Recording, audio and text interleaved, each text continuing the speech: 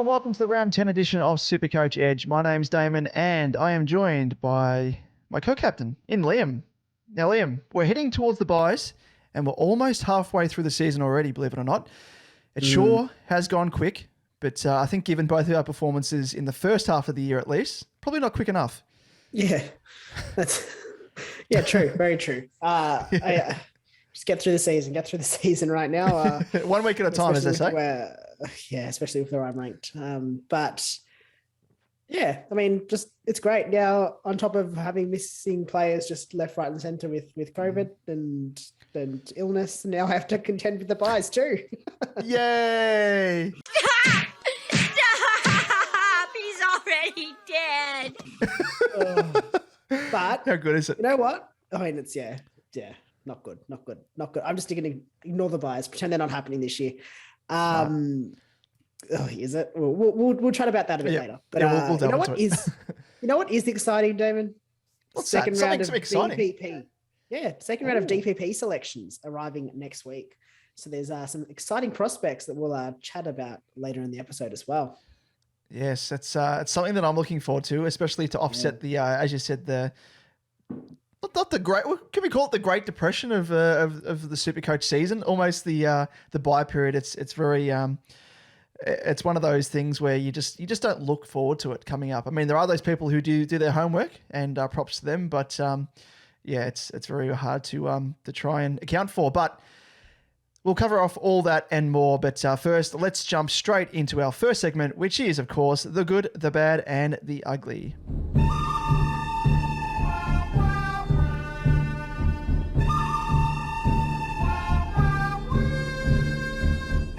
In the good, the bad, and the ugly, we run through a quick recap of how our respective teams have formed and the players that stood out for both the good and the bad reasons. Now, I start this segment yet again, shockingly. It's just not been my year. We'll delve into it a bit in a second, but another score of below par, 2,254, literally has me with an overall rank of 29,056 overall. And I feel like I can't take a break. I had to deal with injuries. So this was my week. I'd use the three trades. I had Steele, Caldwell, and Whitfield this week. And then on top of that, I also had Ridley missing due to health and safety protocols. Just, you know what? When it's not your year, it's really not your year, is it? No, that is you couldn't be any stiffer. Like I said in many episodes ago, Liam, if you're any stiff, you'd be as stiff as me watching Walshy go about his business every week. But yeah, it's terribly stiff. It's tough, but we go on. I think at this stage, as I sort of mentioned at the start of the episode, I'm going to be focusing less on overall ranking at this stage and focusing more on my leagues, especially over the buys. But we'll chat about that strategy a bit later as well. But onto my trades. As I mentioned, I had Steele, Caldwell, and Whitfield all out with injury, and for them, I brought in Laird, who scored relatively well, Doherty, who did not score relatively well, and Clark, who went okay. I'll give him a pass mark there. Onto the good, Cogs. Yes. How did he go? Very well. Bounced back in a very, very big way. We all thought he would absolutely hemorrhage cash, but he didn't. He only decreased by 2.7K. I think his break even was 146 and he scored 140. Just amazing. Such a big increase in his CBAs, and it just resulted in an increase in scoring. So very glad I held. I mean, I don't think I'd be expecting that week in, week out of 140, but if he can, maintain a sort of 90 odd average, I'll be happy. And I think he's definitely in the keeper category. Onto the bad. Unfortunately, it was on debut, Doherty. Brought him in, thought it, just due to due to his strong scoring and just that reliability. But it did bite me a little bit. But I'm happy with the trade nonetheless. I think it was just a bit of a down week. He did cop that knock from Kennedy. So I don't know if that had a bit of an effect on his scoring overall. But hopefully he bounces back in a big way. And onto the ugly, and it is Took Miller. Not happy. And you know what? When I'm struggling like I am, I really need my midfield primos to come out and score well, not score sub 60. But as I said, just can't take a break this year, which is unfortunate. But let's move on from me and straight on to you, Damon. Yes, I didn't really do too much better, really. in terms of, I was hoping to crack the 2,300 mark. That's almost par for me at the moment, even though par is probably closer to 2,400 as we found out. But I ended up scoring 2,310, so just limped over the line. Overall ranking now sit at 14,089th overall. Slipped, I say only 969 spots because I was expecting a drop of like 2+K, or 2K plus, I should say. So thankful it wasn't worse than that. In terms of the trades, so I was hit by injuries, but obviously not as bad as you, Liam. You've absolutely copped it in recent weeks. So I think you've actually got a bit of a hall pass, I think, over the past few weeks. You've had to burn through trades, and there's nothing worse as well. Must make mention when you have plans in place and you just get derailed by, as we've seen, illness especially, which has come from nowhere. And we never would have thought that illness would be almost trumping COVID at the moment, which I think it is. So yeah, that's absolutely insane. But in terms of my injuries, it was very much along the same lines as yourself in terms of Steele, of course, getting injured, and Whitfield as well. But probably a silver lining, a blessing in disguise, I think, because was forced to trade him out, and he was on the outer, very much so. But I was looking to keep him very much like I did with Cogs as well, because without Liam Cameron there, I thought might see an uptick in scoring, and there still might be upon return, but had to deal with both of those guys, and then had to, I guess, downgrade someone to a rookie, which the trades were Steele to Laird. So brought in Laird, was fortunate. I think it was late in the last quarter. Laird was actually tracking for a score of 80 odd. And I thought, what are the odds really? He's been one of the most consistent primos all season. And thankfully he had like a crazy 5 minutes in the end and burst out of the blocks and ended up scoring just over 100, which was passable considering that's if that's his floor. Traded Whitfield to Sinclair. So that was a silver lining right there. Sinclair came back and scored, I don't know, it was 130 odd, did pretty well there. But if I was in your position, Liam, if I didn't have Doherty, I probably would have done the exact same thing as you and traded in Doherty because he had the runs on the board, and that's kind of what you want to hang your hat on. He's got more of a a sure base there. So I was very fortunate that I already had Doc, in the sense that I could bring in Sinclair, but obviously have Docs and he scored like crap. And then the other downgrade was Stevens to Clark, which was the most popular, I guess, downgrade trade-in of the week. In terms of the good, so as you touched on there, the man known as Cogs bounced back in a big way, posting a 140, and again continued the line of the primos that we've held faith in over the journey. Grundy did, Gawn did it, who's now gone to shit a bit, but there's been a few there, Steele as well. So he adds onto that line of primos that have repaid the faith. And really surprising that 10% of people actually traded him. So in that sense, happy to get a little bit of a leg up over those that did just that. So we just hope that his form continues. He's not going to play West Coast every week, as we know, but we'll touch on in terms of, I guess, the pros when it comes to Cogs very, very shortly. Sinclair probably gets that honourable mention on debut for my team, smashing out that 138 as replacement for Whitfield. So, he's probably one guy who I was hoping was going to turn it around in Whitfield, and could only dream of that sort of score. But in terms of the bad, Helicryptor, I think he's running short on fuel on the weekend and had to make an emergency landing on just 78. So that was probably, I think it was his lowest score, or thereabouts, in a solid win by my mob in Carlton, which was quite surprising. So just looking at his breakdown in scoring and stats, he had 7 clangers, which didn't help his cause, and then he also had 5 frees against. So at least we know there's some rhyme and reason to his poor score there. So hopefully he can turn that around on the weekend. In terms of the ugly, goes without saying, I think, the running man. He became the crawling man, I'm going to call him, for the weekend, because he crawled to an agonising 59. But I think he can be forgiven, as it is very much out of character with his lowest score of the year, largely due to poor disposal and 6 clangers, very much like the Helicryptor. But let's just, I don't know, let's have a look at the head-to-head, but we probably shouldn't pay too much attention to this anymore. Probably more so, probably just to our leagues. But we'll do it. We'll do it for, I guess, just, we've started it, so we'll continue it throughout. But not going to gloat in any way. Oh, you probably should. But you've got the 8 wins. I've got the 2 losses. Sorry, you got the 8 wins and 2 losses. I've got the 2 wins and 8 losses. And there's a point differential of 329. Still gettable. So I'm not going to rub salt in the wound at all because I'm having a shit year just as much as you. So there's no reason to gloat in any sense. But there were a few talking points to come out of the weekend, Liam. Yeah, so let's have a little close look at what they were in the week that was.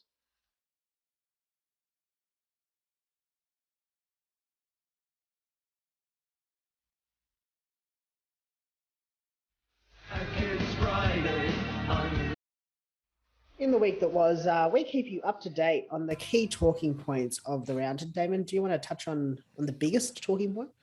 Yes, the biggest talking point from the weekend came in the form of Cogs, who we just spoke of, who was back in form posting that 140. And most pleasingly, his CBAs actually rose to 59%, which, believe it or not, is actually his equal most for the season since round 2.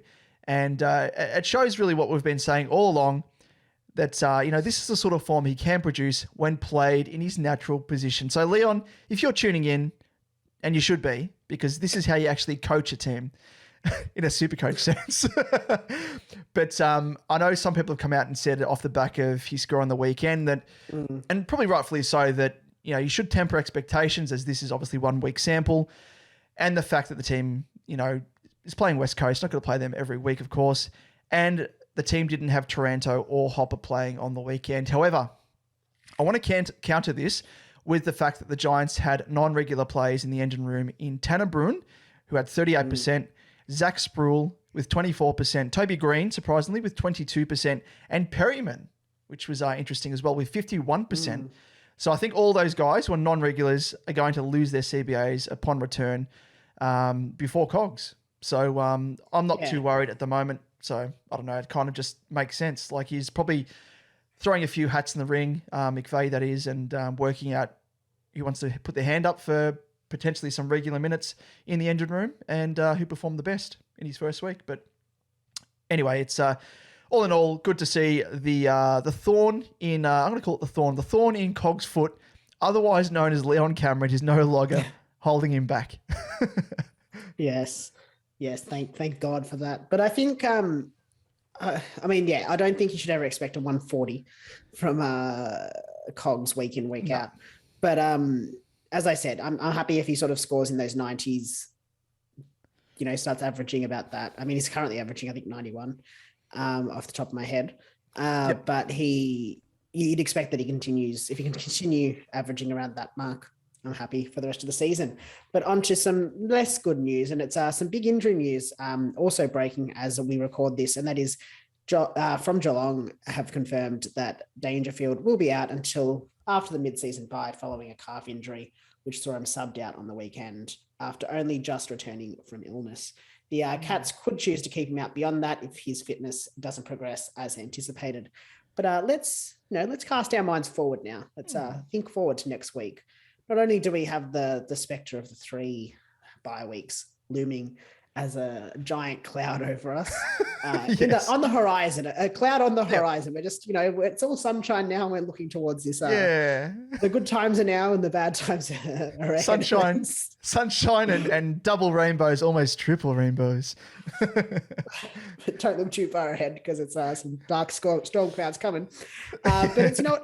It's offset by the positive news that we'll be gifted with some valuable DPP changes. So first up, before we jump into the buys and the trading strategy, let's discuss those gunning for potential DPP additions in our segment changes.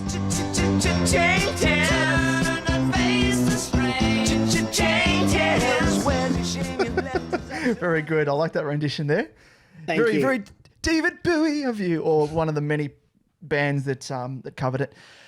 But from the top, the potential 2 big additions in this second round of DPP changes comes in the form of both Marcus Fontenpalli and Basilenka Bayley Smith, who are in line for forward mid status.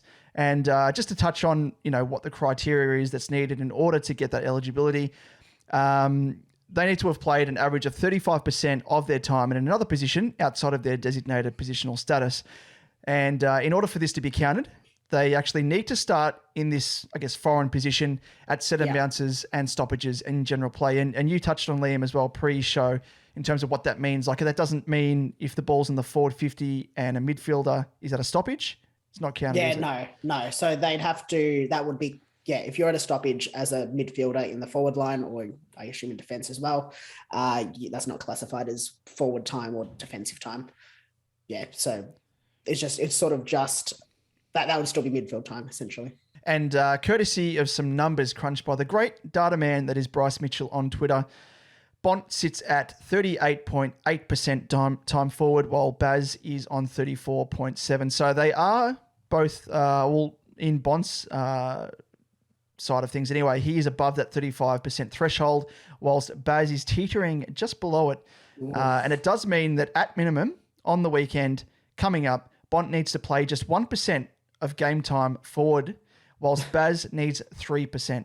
So unless Bevo does us dirty, and he might just do that, we know what he's like, and has both players spend all their time in the middle, they are very likely to be given forward/mid status. So in terms of trading over this weekend and over next weekend potentially, something to keep in mind, because you might be able to swing whatever play. If you're trading a midfielder to Bont or to Baz, just keep in mind that if you have already a swing between forward and mid, you'll be able to switch them into the forward line. Yes, definitely one to look out for. And let's have a look at some other locks in some other positions and other players.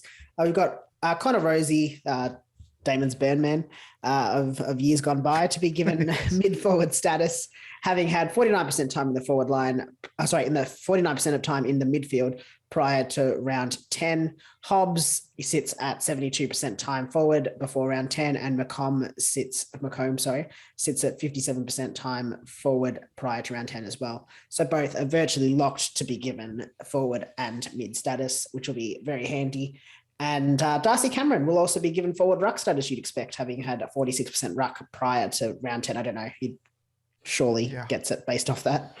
Yeah, even on the weekend, like Mason Cox, of course, was touted to be the first choice ruck, and then went off, I think it was in the first quarter or thereabouts, and then he rucked for pretty much 80% of the game. So he is well and truly getting that ruck status, that's for sure.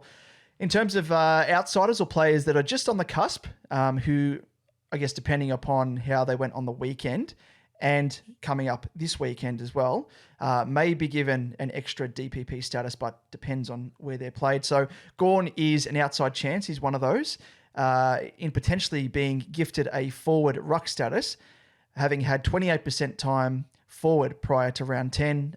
Don't know how much he had on the weekend, because it obviously isn't counted in this data set as yet, because it hasn't been released by Champion Data. But fingers crossed, he plays a bit of time. So he needs to make up, based off that, 7% extra game time forward in order to be eligible. The other player is Jaden Short, who is an outside chance also for defensive midfielder status, having had 23% time in the midfield prior to round 10. And I think he played a fair bit of time in the midfield for the Tigers on the weekend. Let me just have a quick squeeze, pull it up, and he had 41% of game time in the midfield. So who knows, especially this weekend as well. But I think he needs to obviously make up a bit more ground compared to Gawn anyway, if we're comparing the pair right there. But yeah, I mean, overall, looking at all those chances, especially the ones that are locks, looks like we're going to have some much needed reinforcements up forward, which looks like a wasteland at the moment in terms of, I guess, primos or sure picks on offer. English is coming back reportedly this weekend, so there's another good bit of reinforcement. But I know we're both in the same camp, Liam. We were chatting about guys that we've got marooned in the forward line, and we have that are DPP, and we don't have any DPPs in the midfield. I'm gifted that I have Hobbs and McDonald, but at least now it means... Oh, sorry, McDonald, not Hobbs. Hobbs hasn't got it yet. But when Hobbs is gifted that DPP status, you can then swing him forward, because at the moment, having to rely on Rioli as the F6 gives me the heebie-jeebies. I don't know about you. Yeah, likewise. So it'll be interesting to look at some of the strategies that we've got up our sleeve now, just with some more DPP status coming for extra players, which would be nice. Very nice, very nice. Well, Liam, let's throw to next segment and chat about. We'll touch on, of course, the the players to look at trading in, trading out, and we'll touch on the buy status of these players as well, because it is something to factor in over the coming 3 weeks. And it is in the segment, otherwise known as The Price is Right. The price is wrong, bitch. In The Price is Right, we run through the top buy, sell, hold, and wait options for this round of SuperCoach. We'll chat about the pros and cons and the notable players to factor in, who, especially those ones who face the first round of buys next week. First up in the sell, we'll start with sells, I think. Let's start with sells. Let's start with who we're going to ditch from our sides. And first up, it's unfortunately Mccarten, forward midfield eligible, 379.3K with an average of 82.4 and a break even of 116. And he was the SSP revelation, but he's hit a bit of a slump in recent weeks, posting a 49 on the back of a 59, which has seen his price plummet to 16.7K and his break even rise quite high to that 116. Having made us a whopping 276.9K in profit, the price is very much right to cash him in as a stepping stone to a primo or downgrade to fund the upgrade of another player on another line. So for instance, you could trade, Mccarten down to a Cleary and swing like an SDK or a Mccarten forward. The one thing I guess to note is he played predominantly forward on the weekend and then didn't have many touches. I think he had about 5 touches to 3/4 time and then went nuts when he actually got to play a bit more wing in the last quarter. So again, shockingly, players in their position, they tend to do better. But unfortunately, I think it's time for him to move on. Yes, it's one of those ones, isn't it? It's very bittersweet because he's made so much cash for us, but I almost feel like I want to hold on to him and not get rid of him because he's done us so well over the journey so far. And he's one of those guys as well that you feel, and you just touched on it as well, in terms of the positional side of things, that if he gets played in his actual position that he's more accustomed to, there's every chance that he's actually going to come back and score half decently. Yeah. I don't know. What are your thoughts? Well, that's my theory is, I mean, look, there's 2 things that I think are factoring in here. One is potentially a lack of preseason. He was brought in literally the last day of the preseason, I think it was. Or in the last week of the preseason. So he probably hasn't had the proper preseason that you'd expect for most other players. So maybe that's starting to have a bit of an impact. Potentially, I mean, I don't know. Seems pretty fit. But the other thing is obviously his positional, where he's getting played. I mean, Essendon's forward line's been a bit decimated of this whole year. So maybe that's why they've played him a little bit more forward. But yeah, I mean, I can see him go back to scoring, averaging that 80 odd for the rest of the year. But I think it's too hard now. I think it's, he's made you cash, just move him on. Yeah, totally agree there. Next candidate to look at, I guess, cashing in because the price is right for this man, and it is Nick Dacos as a defensive midfielder. He's priced at 376.6K, averaging a 79.8 with a break-even of 88. And, I guess he's another one that you could sort of classify as a young revelation whose scoring has, I guess, started to dip with scores of 69 and 65 in recent weeks, bringing his overall average down along with his price, which has dipped to 4.8K on the decline on the weekend. Another good stepping stone to a primo, although depending on your buy structure, given his buy isn't until round 14, you could potentially hold him for the first 2 weeks of the buys because he is obviously playing, and then upgrade him heading into round 14 if you're willing to ride a little bit of the price dip. And I think he has been pretty consistent in terms of his scoring. He hasn't really had a massive dip that's seen his price decline too much. So, his break even is, only 9 points or not even 8.2 over his average. So there's every chance that he could hover around that price. Yeah, I mean, looking at his 3-round average and his 5-round average, they're sitting around 71, 72. So it's a little bit more of a drop off, but I can see value in holding him for the next few weeks. I mean, you're going to lose a little bit of cash, but the points that you're gaining over the buyers might be more valuable. Yeah. So, I guess the short answer to that is it's up to you and where you're at in terms of your team structure. So either or, if you want to sell him, keep him. I think there's merit in both. Yes. Now onto the next sell option. It is Josh Gibcus, defensive eligible, 332.6k, averaging 65.3 with a break even of 70. And we'll call him Josh Stanley Gibcus, which is obviously a reference to Jim Carrey's character in The Mask. Gibcus, police! It wasn't me. It was the one-armed man. And he has risen 161.3k average overall, and finds his break even rising above his average. I think you could potentially hold him for another week if need be. His, average of 65.3 isn't that far below his break even. His 3-round average is 68.3 as well, so it's very close. So I mean, he'll probably drop a little bit in cash if he sticks to those averages, but I mean, it's probably worth holding him for a week. But equally, if you're going to upgrade him to someone that's much better, I mean, just do it. Yeah, it's a hard one. I feel like these three guys are like I think Mccarten's the most pressing need to get out. Yeah. Just because of his break even of 116. But the other two, I feel like you can probably hold them until their buys. Yeah, exactly. And he's probably a classic example, Gibcus, of using the trading strategy around the buys to your advantage, where he's got the round 12 buy. And, if you're lacking players for round 12, then it's obvious to keep him until then and trade him to someone that is going to be a good primo. But moving on to the buy category, and it is, first up, Jack Sinclair as a defender / midfielder, priced at 530.2k, averaging 110.3 with a break even of 67. And it's a bit of a funny one because a lot of us assumed Sinclair would pick up the CBA slack left by Steele, but I had a look earlier when I was just crunching stats and writing up this run sheet. Surprisingly, Sinclair didn't actually take even one CBA.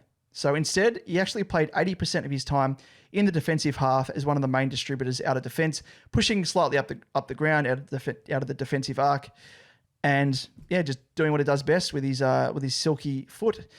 So it just goes to show that in terms of his scoring ability and his non-reliance to score in the middle, and his ceiling is just as high when he's played exclusively in defence. And with the break even of 67 and the fact that he's facing North this weekend, the time to jump on him is probably now if you are keen. Just be mindful his buy is first up next week in round 12. So having said that, you could potentially hold off over the next couple of weeks and get him in for round 13, which goes back to that point I was saying, and probably more so, where you're trading in guys coming off their buy, which means they're going to play for the next 2 weeks or the remaining week over the buy, depending on whether you get them in round 13 or 14. So only get him if you have cover over round 12. Otherwise, you could probably wait, as I said, those couple of weeks and take advantage of that trading buy strategy. Yes, I quite like Sinclair. Not secretly, just between you and me, Damon, find his way into my team this week. That's the word on the street. You're shouting from the hills. Yeah. Moving on. Next up, we've got Marcus Fontenpalli, currently mid-eligible, potentially forward-eligible soon. Yes. 587.5k, averaging 112.7 with a break-even of 91. His score of 130 on the weekend did stop 6 consecutive weeks of price drops, where he did bottom out at 573.1k. And instead of that, he rose 14.5k this week. With the season low score of 88, his floor is, relatively high, especially if he gets that forward eligibility. And there's no doubting his ability to score from limited possessions, scoring 1.1 points a minute across his 9 games. The big appeal here for Bont is the fact he could gain forward status next week come the DPP changes.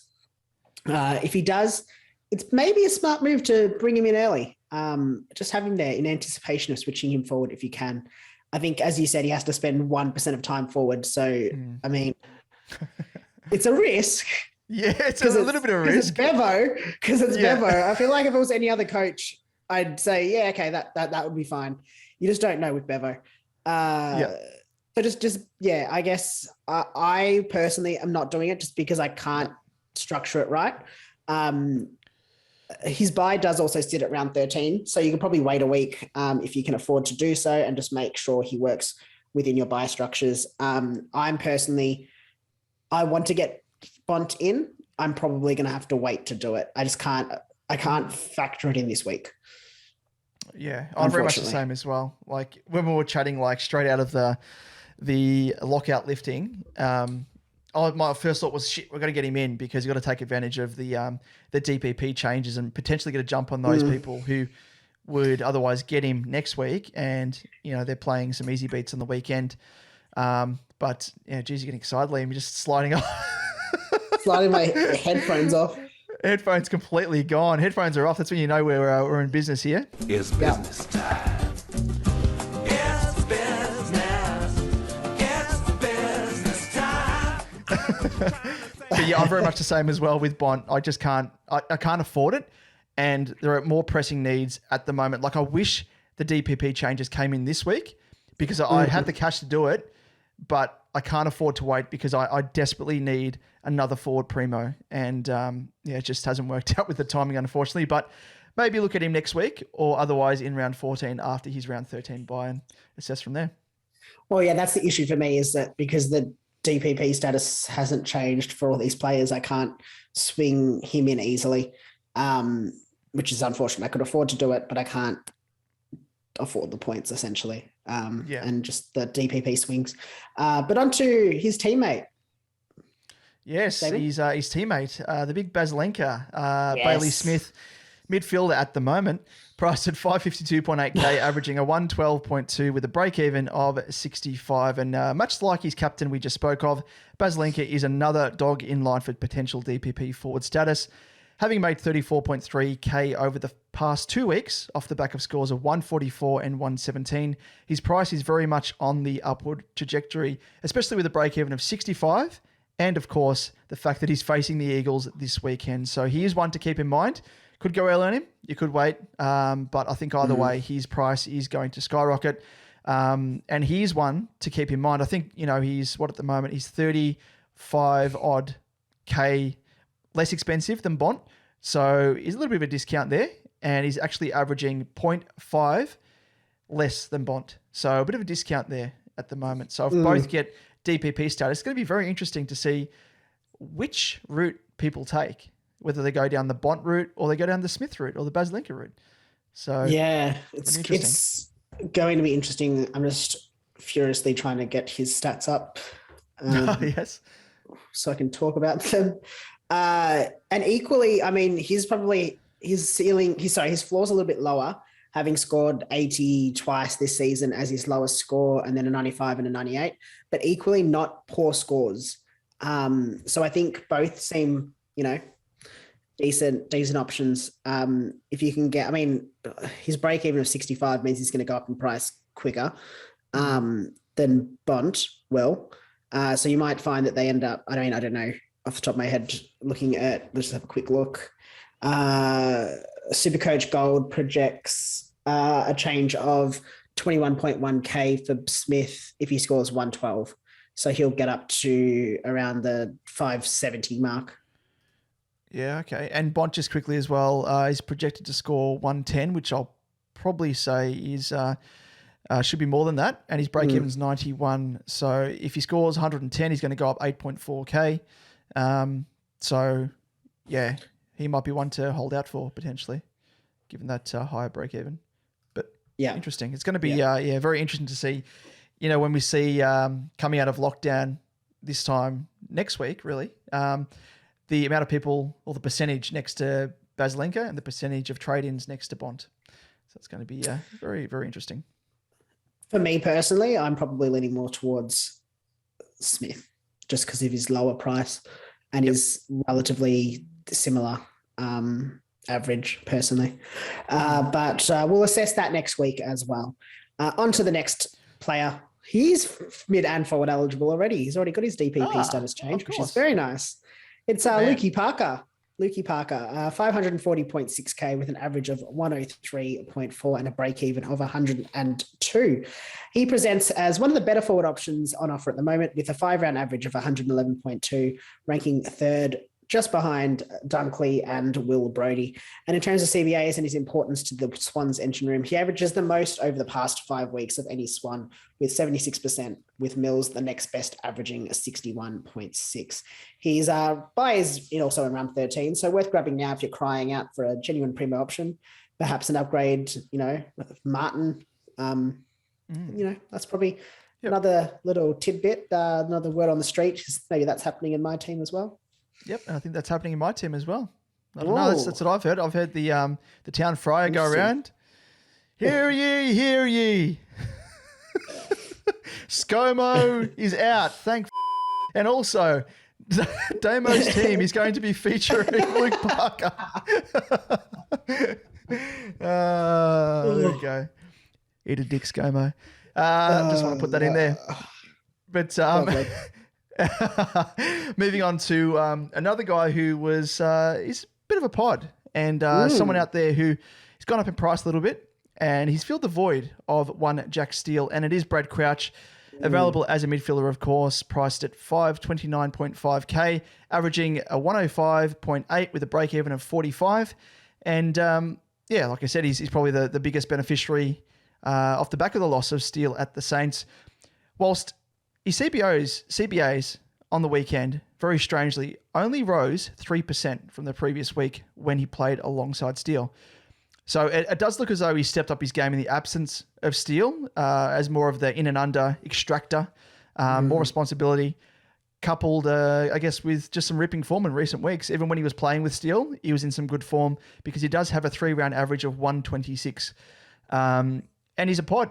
He's still a pod because he's only owned by 3% of teams. So for those keen to go against the grain and potentially make up some ground on those people who don't have him, he is a genuine option. But like Sinclair, of course, his teammate, remember that he does have the round 12 bye. So if you get him in this week, he's going to be out next week. So if it works into your bye structure, if it means that, or in your case, Liam, you don't give a shit and you're playing for head-to-head leagues, go ahead and get him in, as he is one of the, I guess, out there options, but one that's warranted because his form is very, very good.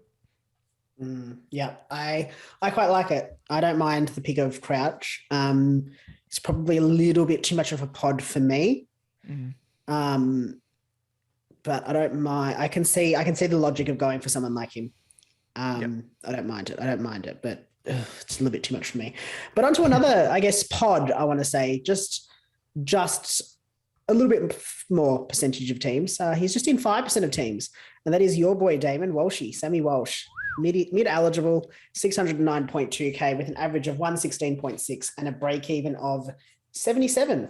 And as I alluded to, he is in just the 5% of teams. He's already been traded into 2% traded in by 2% as well. So I think that'll be around the 7% now, potentially even higher. And Walshy it's a pretty strong trade-in option this week with a break-even of just 77. He's got a 3-round average of 123.7 and a 5-round average of 100. And 21.2, and he's building up to into some really strong scoring as well, which is nice to see. I mean, especially as an owner for the past few weeks, it's been nice seeing him score as he has been, and it is seemingly on the back of playing more time, more on the wing. I think from what I've seen, his CBA is sitting at just the 23 and 39 in the last 2 weeks, which was well down on his sort of season high of 77 all the way back in round 5. So he's not playing as much, I guess, CBA time, but he is getting that ability to use his to play a bit more on the outside, I guess, which is probably very good for his skill set as well and good for his scoring. So I'm happy for him to remain there.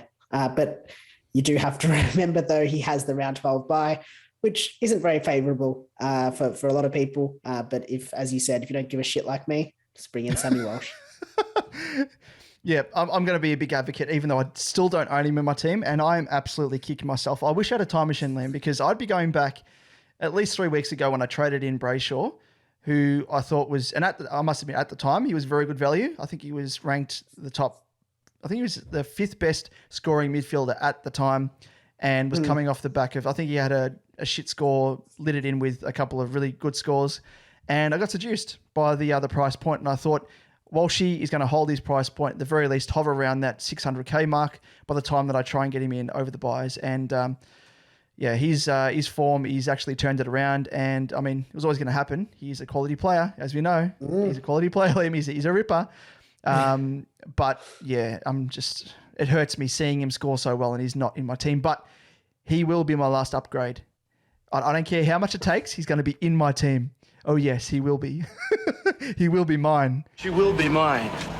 Oh, yes. He will be mine. And just for non-owners, and I guess for owners as well, comes up against Collingwood this week, who he has his second best average against, with an average of 120.3 across his 4 games against the Pies, with a high score, his highest score ever of 193 against the Pies. Let's have a quick look. I mean, he's got 105, 193, 113, and 70 on those 4 games. So, You're rubbing salt into the wound here. No, it's the only thing I've got over you. Yeah, that's true. Got over you. So that's very true. Actually, you know what? Do you want to trade? I'll take Walshy off here, and you can have my wins. I'll be 2-8, and you can be 8-2. Fair trade. That's tempting. Yeah, no, but I'd prefer. I'd go stick with Walshy if I was you. Yeah, I probably would. I probably need something in my team. Yeah. Anyway, let's move on to the players on the bubble. Some rookies that we can bring in. Yes, and there is a very decent one in defence because he does have the best lowest negative break even. It is Luke Cleary from the Western Bulldogs as a defender, priced at 117.3k, averaging a 68 with a break-even of negative 67. And he has scored 61 and 75 in his past 2 games, with his marking numbers probably the most impressive of his game with 7 and 6. And just in terms of his job security, it's pretty hard to assess, but I mean, all you can say is provided he maintains his form, he should solidify his spot more and more as the weeks go by. So you've got to, I guess, treat it as a week-to-week proposition, because you've got to be wary of the fact that just looking at the injury list at the Dogs, they do have Tim O'Brien and Hayden Crozier at the moment still need to return to the senior lineup, their best 22 players, you'd think. So those are the 2 players that could push him out. I think Crozier has been playing in the seconds, getting a bit of form and fitness back, and O'Brien, I think he's a test potentially, is listed as. So who knows? I mean, it wouldn't surprise me to see him lose his spot, which is silly to say, even though he's been scoring quite well. But hopefully Bevo persists with him, because they do have a few guys down there that are, I guess, not as experienced, or not much more experienced than him. They've got Gardner. They've got a couple other players as well who could be on the chopping block as much as what he is. So his slight build, that's really the only knock against him. But he's performing quite well, to his credit. So who knows? But just wait and see when the team lists are released and go from there. But he presents as the best option. Yes. Next up, we've got Raleigh West, forward eligible, 187.8k, averaging 79 with a break even of -41. And when you've got scores of 73 and 79 in your first 2 games of the season, he stands out and as an impressive prospect. But then you look at his price point and you think, oh God, no. Like Cleary, it's hard to assess his job security long term. But with the likes of Waitman, Wallace, and Johannesson nearing in 1 to 2 weeks, and must-win games coming up to seal a final spot, he does loom as one who could be the first out if his form seems to taper even just slightly. So I think with his higher price, he's probably not worth the trade in. And his break-even is -41, which is pretty good, but I think it's a bit of a risk. Yeah, exactly right. The next candidate to consider is Joel Jeffrey as a forward, priced at 127.4k, averaging a 60 with a break-even of -45, and with a high score of 95 and a low of 25. Joel Jeffrey is going to be volatile with his scoring, probably goes without saying. Probably wouldn't expect him to be scoring what he did on the weekend, week on week. So it's definitely inflated by his 5-goal haul. But he does have a nice break-even and that forward status. So it's something that we're crying out for, because there are some rookies that are popping up here and there, but they're not really that good. And there's one that we'll talk about in a couple of candidates' time, I guess. But yeah. It's really, you just have to temper your expectations, and they're not really good for cover. They're more a slow burn cash cow, and they're going to be volatile in scoring. So, factor him in nonetheless. Next one up to look at is Geelong player Cooper Stevens, midfield eligible, 123.9k, averaging 65 with a break even of -57. And he was a late replacement in his second game on the weekend, which probably gives you a bit of an insight into his job security. I mean, maybe with Danger out, he might help him a little bit to see him get a couple more weeks, maybe. Yep. I don't know. But anyway, the one upside is that he was very good points per minute, akin to reminiscent, I guess, of another former Cat, which is now a son in Charlie Constable, with 66 and 64 from 64 and 67% time on ground. However, with Danger sidelined for the next 2 weeks, I guess as I said, his prospects are probably a little bit brighter in the short term at the very least. So, I mean, I don't need a mid-eligible rookie, which is frustrating, but one to consider. But again, fraught with danger with job security, like all these guys, really. So, yeah, it's an interesting time coming up. But the last candidate that we have written down here is Jesse Mottloff. Eligible as a forward, priced at 117.3 with an average of 37 and a break-even of just -5.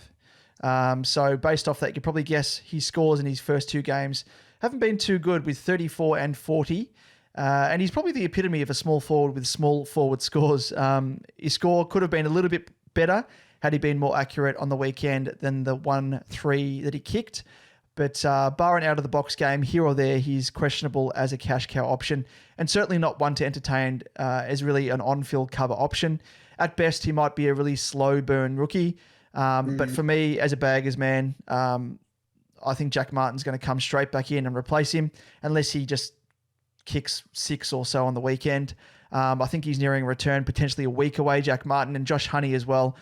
Really good player in his first few games, as we saw in his debut season. So I really rate him as well as that small forward. So I think those two loom as the likely players that could push him out of the team. Yeah, I just don't think, I think you're right. He's like maybe potentially a slow burn, but I don't know if it's worth it. Especially with his job security. Let's move on to the holds now, Damon. And first up, we've got Sammy Hayes, rack eligible, 304.4k with an average of 74.5 and a break-even of 52. Now, I must say, he is the 10th most traded out player in SuperCoach, which surprises me a little bit. I think with Bruce, so that's 1.6% of teams. That's 1,184 people have traded him out so far. And I think with Bruce missing this weekend, it's the perfect example of why you should be holding him, especially through the buys. He's been serviceable as an R3 and, cover if you need him, and should make some more cash too. I mean, his break even is 52 and his average is 74.5. So he should make a little bit more cash as well. And it's just hold him for the buys, please. Yeah. I mean, he obviously hasn't made as much as what we thought he would, because he has had a couple of games. It's almost like every second game he scores pretty shit. At 75, then 94, then 53, then 98, then a 55, then a 72. So, yeah, he's slowly tracking down, I think, over the past few weeks. But he faces Essendon on the weekend. Your mob, Draper. Yeah. Are they playing 2 rucks? Was it Brian? Did he play on the weekend? Draper and Brian will be... So he'll get double teamed, I guess, in that sense.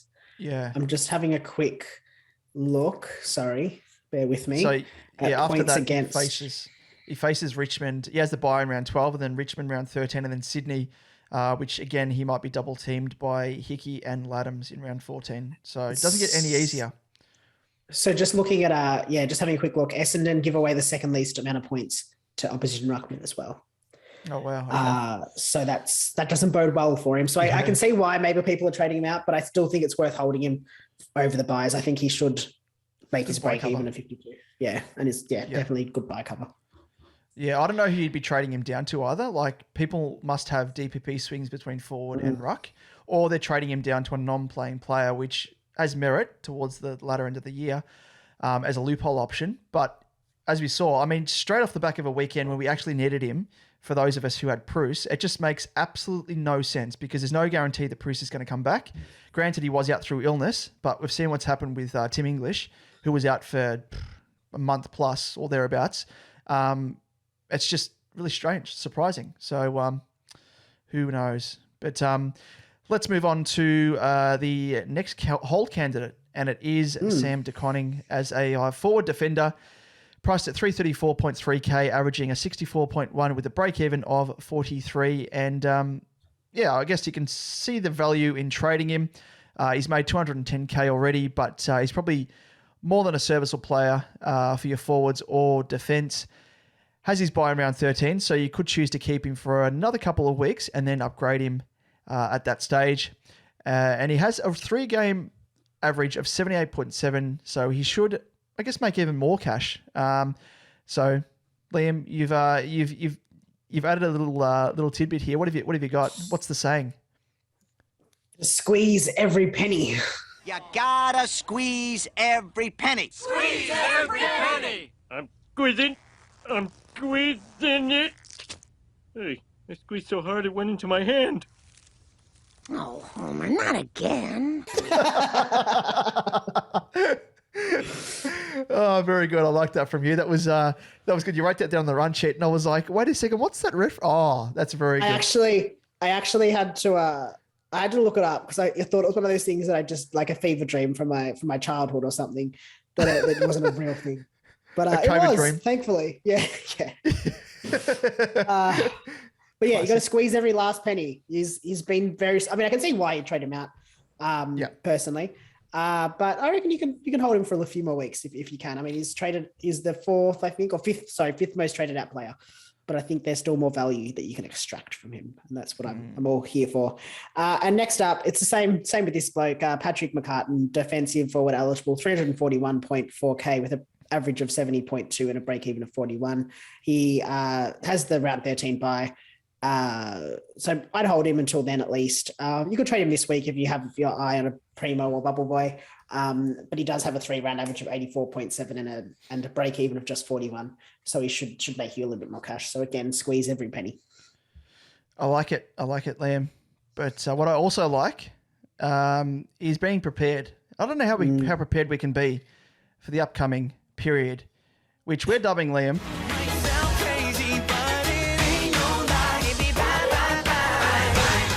so the buy strategy. So across each of the 3 buy rounds, in case you don't know, if you're playing SuperCoach for the first time, your best performing 18 players will only be counted towards your weekly score. So obviously try your best to navigate the buys, with the best strategy always being to trade out a player who is about to have a buy for a player who has already had their buy. So on the buy next week in round 12, first up we have Carlton, Essendon, GWS, Port, Richmond and St Kilda. So the 5 most notable players from each, according to ownership, include from Carlton, we have Paddy Cripps, we have Sammy Walsh, Doherty, Hewitt, and Carroll as that cash cow. For your mob, Liam, who have we got? From my mob, we've got Merritt, Parrish, Nick Martin, Jordan Ridley, and Hobbs. I can't think of his first name. Ben Hobbs, I want to say. Benny. We'll go with Ben. Yeah, Benny. That sounds like, he looks like a Ben. Sounds like a Ben. I think it's Apologies, mate, if you're listening. Yes, I've got a B Hobbs here. It is Benny Hobbs. I thought it was. I felt like it was wrong. Anyway, and then from the Giants, we've got Big Prusy, but will he play? He missed through illness, wasn't it? Yeah, just illness apparently. Yeah. Okay, so hopefully that works. Hope that helps for him. Cogs, unfortunately, I mean, I want another 140 on my side. Josh Kelly, Toby Green, and Timmy Taranto. And just with B Hobbs, it could have been Bartholomew Hobbs. That really would have got you. Doesn't look like a Bart though, does he? No, not quite. Does look like a Benny. Does look like a Benny. Yeah, Benny, bit of a Benny. Benny and the Jets. For Port Adelaide, the 5 most owned players that are going to be out are Hayes, Butters, Houston, Boak, and Wines. For Richmond, we have Short, Rioli Jr., Gipkus, Dusty, and Vloston. And round us out, Liam, for St Kilda. We've got Gresham, Sinclair, Crouch, Marshall, and Wanganeen Millera. Sorry. Yeah, I don't know how to pronounce it. If it's Millera or Millera. Yeah, Millera. Maybe it's Millera. Yeah. Yeah. Yes. Apologies. Maybe it's Bartholomew. But I'm gonna say it's not. But you could be right. Yeah, so just keep in mind, I guess these are the first up, the buys in round 12. So we've got another week of full scoring, and then we've got a week of buys after that. Yep. And just touching on quickly as well, like we've been saying earlier in the episode, so depends really. You don't have to abide by the rules of the buys, because it does come down to the type of league you're in. Now, this year, as we know, that you can actually bypass the head-to-head matchups across the 3 bye weeks. In my cash league that you're in also, Liam, and I think in our SuperCoach Edge Discord league as well, we've turned off the head-to-head matches across the 3 bye weeks. So if that is the case, you could potentially just not give an absolute crap about bye weeks. And if you've got 12 players, 13, 14, 18, doesn't really matter, because if you're going for head-to-head, if you're in a cash league and it doesn't count, just conserve your trades. But if you're going for overall, or you're going for a bit of both, then obviously try your best to navigate it. But as you said, Liam, your thoughts? Yeah, that's actually entirely what I'm going to be doing. With my ranking, it's not worth sort of focusing on overall now. I think it's going to be at the detriment of my, cash leagues. So I'm going to go more for a head-to-head cash league focus. And with that in mind, I'm just not going to, I really don't, both of my cash leagues, as you mentioned, don't have the buys. No head-to-heads during the buy. So I'm just not going to give a shit. I'm going to, if I make trades, it's going to be based off just value. Obviously I'm not going to trade in a play that's going to miss that week. But if I do use the trades, I'll be just using it to just solidify the value and focus on the break evens. And then just see how I go. I think I did a quick count. I think I might be on about 14 in round 12. So not going to go too well that week. But I kind of had already had this in my mind a few weeks ago that it was just not worth worrying about the buys personally in my situation. I guess on the other side, obviously, as you mentioned, Damon, it's always the plan would always be to trade in a player after their buy and trade out a player before their buy. So round 12 is sort of the most awkward one, because obviously you've got the first round of buys, but you've got all these players who are about to have their buys, I guess.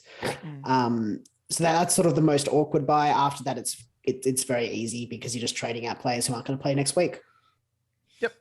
No, very, very true. We'll touch on that in a bit more detail this time next week, I guess, when we record the next episode and see the state of play where we're at, and see if we can help you navigate through them.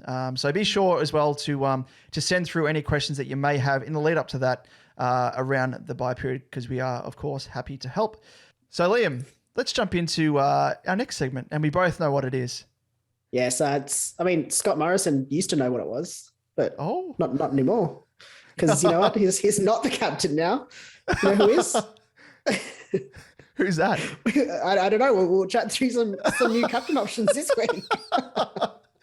Look at me. I'm the captain now. You know how you're saying that it's not my job? Well, it turns out that's not his job, because he's no longer in the position. So eat a dick, mate. That's not my job. That's not my job. It's not my job to do that. Let's move on to I'm the captain now. We've scrounged through the data and found the best options for your VC and C this weekend, and in game order. So obviously, first up, we'll have Lockheed Neil, who plays on Saturday afternoon at 1:45 against the Giants, and he's averaged 110 over his last 4 against GWS, with scores of just 87, 151, 85, and 117. So based off that, he's in for a big one, hopefully, this week. Just, that every second game is an 80. Every other game is well above 100. So hopefully he continues that. It's a nice early option as a VC. He hasn't sort of been scoring. He's sort of been a bit volatile with his scoring in recent weeks. Yeah, but just he's won the ton run. He has won the ton run now. He's dropped off this weekend. But yeah, his 3-round average of 112.7 just sort of doesn't scream captain scores to me. And his last captaincy score was in round 7, which was 187. So, decent effort there. Yep. Moving on to the next game, and it is Tom Stewart, who comes up against the Crows on Saturday at 1:45. Strange. Again, they've the AFL fixturing, they've fixtured 2 games on at the exact same time. Interesting. Averaging 106.5 over his last 4 against the Crows with scores of 113, 118, 108 and 87. So he is another early, I guess in his case, pot option. So if you're looking to get a bit of a leg up, I don't know if he's going to come out of the blocks and score that 170 odd or whatever it was the other week. That was one from just the clouds. So yeah, I mean, keep him in mind if you do have him, but if you are keen for early options, he presents as one. Next up, we've got Clayton Oliver against Fremantle on Saturday at 4:35. He has averaged 121.25 over his last 4 against the Dockers with scores of 122, 95, 114 and 154. But he does also, just mindful of this, have a 3-round average of 137.3 and a 5-round average of 139.8. So I think regardless, you need to keep that in mind. Yeah, went bananas on the weekend, of course. Scored 178. Yeah, crazy. So, yeah, he's factoring in big time for me because I've ignored him over the past couple of weeks. So look at him very, very closely. Next option, though, we have Jack Macrae coming up against the hapless Eagles on Saturday at 7:25 p.m. And he's averaged 118.75 over his last 4 against the Eagles with scores of 137, 137, 117 and brought down by that 84. So other thing to keep in mind is the Eagles give away the 3rd most points to opposition inside midfielders. So you'd hope anyway, if you put in the VC or the C on Macrae, that he's going to have a day out. And there's a bit of form there in terms of this year, how the Eagles perform against opposition inside mids. So keep him in mind. Also in that same game, we've got Josh Dunkley. He's averaged 117.25 over his last 4 against the Eagles with scores of 132, 151, 119 and 67. West Coast, as you mentioned, Damon, they give away the 3rd most points to opposition inside mids, but they also give away the most points to general and key forwards. Yes. So I guess whichever way, whichever role Dunkley plays in that game, if he does play more forward, if he plays in the midfield, it does bode well for his scoring, which is good to see. Very nice. Equally, I guess you could be looking at someone like a Fontenpalli or a Baslenko, I guess, if you've got him, just as a bit of another pot option. Yeah, or even another pot option if you have him, of course, coming back a bit more questionable, but coming back from illness, Tim English, if he makes his way back into the side, because he is going to be facing. I don't even know who's rucking for them at the moment. I think it's Bailey Williams. Yeah, potentially. Let's have a quick look. Ruck contests. It's Bailey Williams and Callum Jamieson. Who? Callum Jamieson is taking 51% of the ruck contests and Bailey J. Williams is taking 48%. Okay. In that case, the Who, and Jerry McGovern took 1% on the weekend. Oh, how nice of him to ease the load with that 1%. So given the Who as a response to who's rucking for West Coast, I think Tim English might be in for it, but I think he might be managed, especially if he's having to share the ruck with Jordan Sweet as well. Probably something to factor in. I probably wouldn't go for him if that was the case, but they are facing West Coast with a non-existent Carbon Rod as their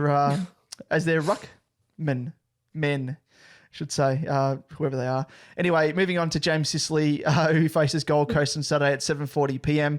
And he's averaged over his last 4 against the Suns scores of 47, 135, a 58 and a 92. But note that he played last against them in 2019. So he's probably a bit of a different beast. And I think back then he may have been playing or sharing at least his time between the forward line and defence.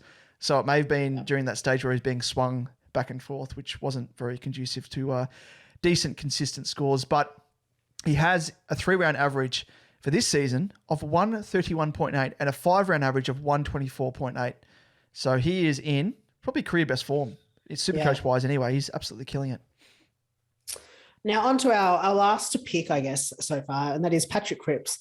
Again's coming up against Collingwood on Sunday at 3:20. He's only got an average of 93.75 over his last 4 against the Pies with scores of 82, 81, 120 and 92. But the 5th last score was 187. So, that would drag his average up a little bit if he made it 5 games. That's true. And also just a note, Collingwood give away the second most points to opposition inside mids as well. So it does bode well for him. I personally think it's a bit of a risk with his last two scores. I mean, his last score really was affected by his 5 frees against and 7 clangers or whatever it was.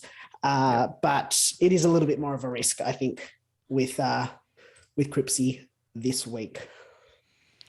Yes, but honourable mentions, Liam, and his teammate who you spoke of before, who is the apple of my eye when it comes to SuperCoach, and probably just footy in general, Sammy Walsh.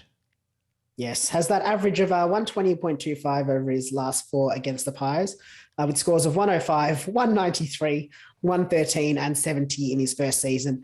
And it's coming into a nice little streak with a score of 133 against the Swans and a 149 against the Giants in his last 2 matches. So definitely some value to be had in picking him as he plays on the Sunday, so it's a bit awkward. You'd have to captain him. But if maybe you just have to pull out all stops and you just have to throw the C on him. Yep. No, I like it. Other option to consider as an honourable mention is Jack Sinclair, just because he's playing North on the weekend as well. But North also give away the most points to wingers/attacking defenders, which, as we went through earlier in the episode, he played that role to a T on the weekend. So it bodes well in terms of a positional exploitation against his upcoming opponent. So look at him very, very closely. He's a bit of a pot option. I think not many people will go for him. No, definitely. Now, Damon, what about who are you taking this week? Well, I think this time last week I said that I was going to go for Neil or McRae into Neil or Oliver, and I bypassed Oliver, and geez, he's let me know about it because he's in the sort of form that is just too hard to ignore. He slapped me across the face with his little, curly piggy tail, and I've taken notice. So I think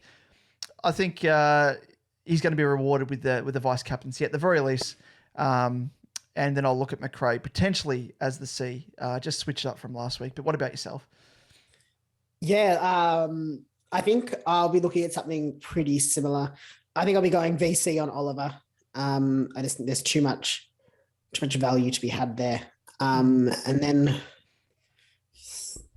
probably based off that, I have to go for a McRae. I might go Dunkley, just something a bit different. I mean, I'm kind of at a point in the season where I just need to pull out all the stops and just, ride some point of differences, just to try and claw back some ranking points, but also just, I guess, claw back a little bit make sure I'm, working as hard as I can in all those head-to-heads. So maybe I might go for Josh Dunkley, but I'll play it by ear, depending on what my opponents are doing as well in my head-to-heads.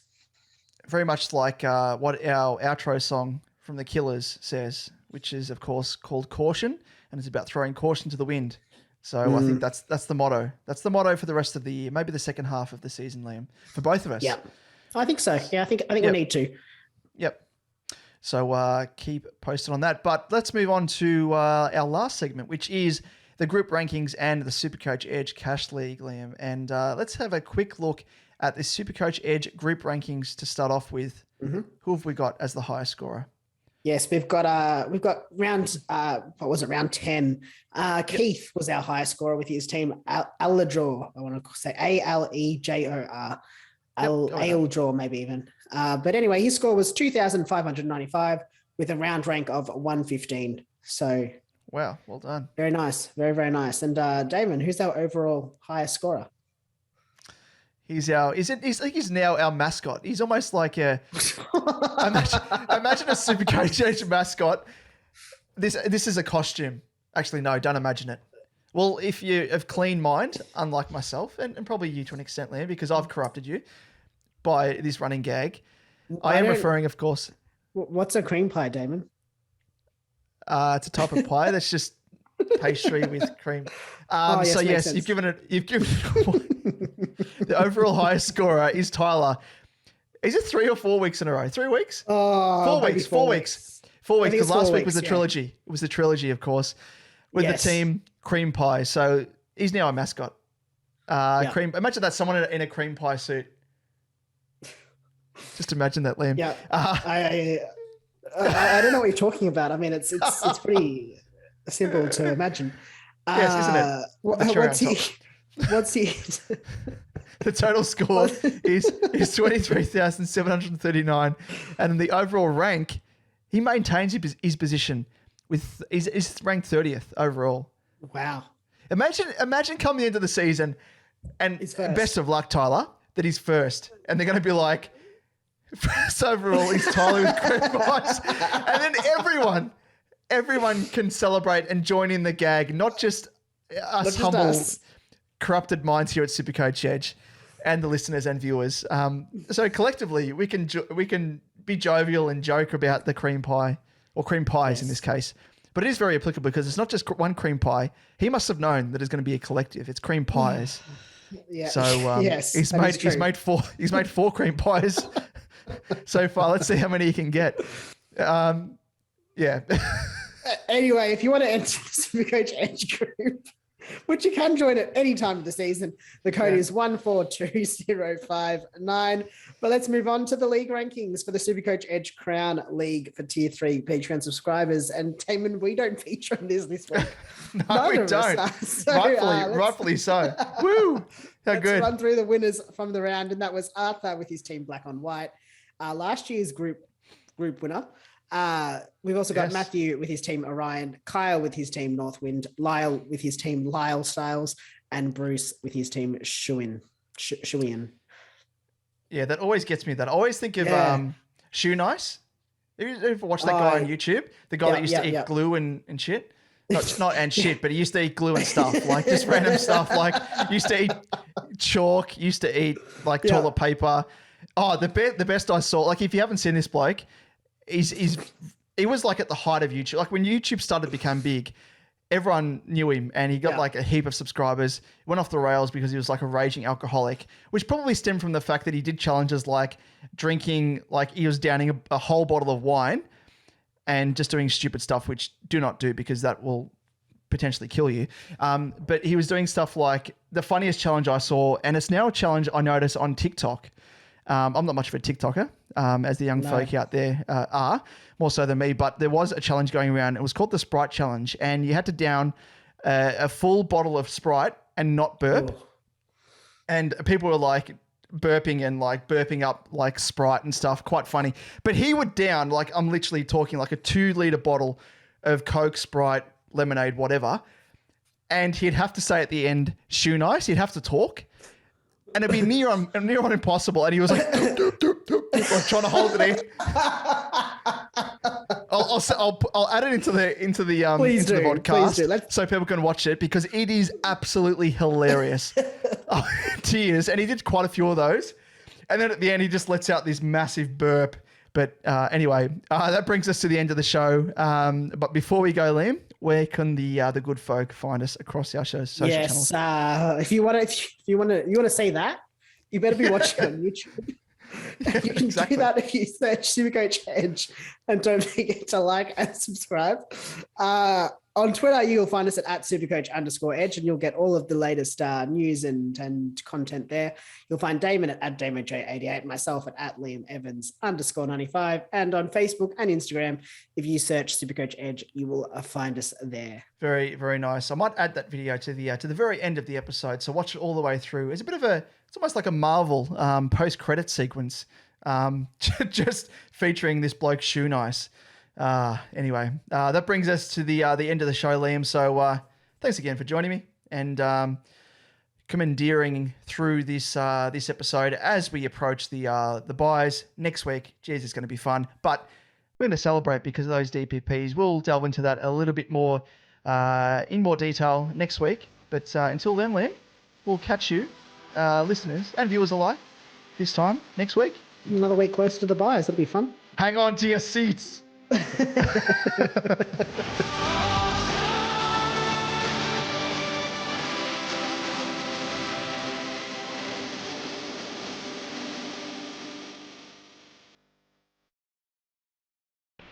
Hey everyone, Shoe Nice again. Well, basically a lot of people say, ooh, wash your hands before you eat, please. I'm Shoe Nice.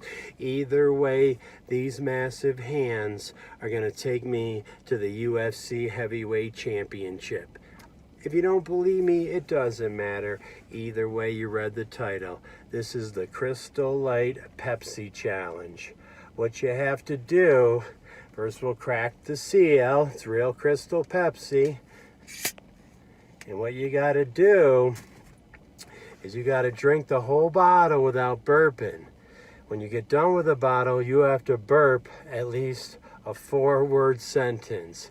Either way, on your mark, game face,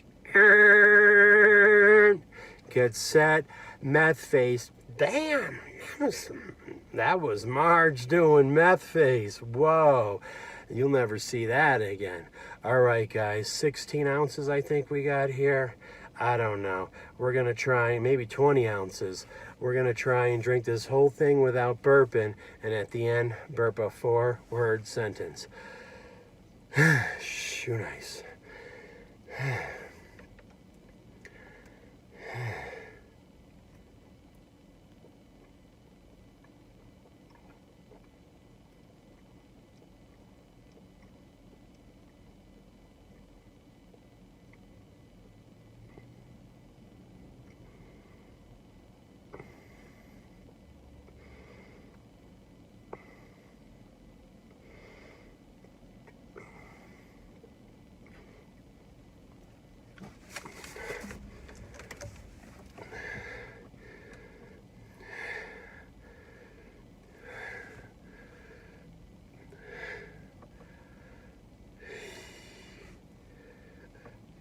Comes. Have a good day. Yeah, that's right. I said have a good day. Thank you.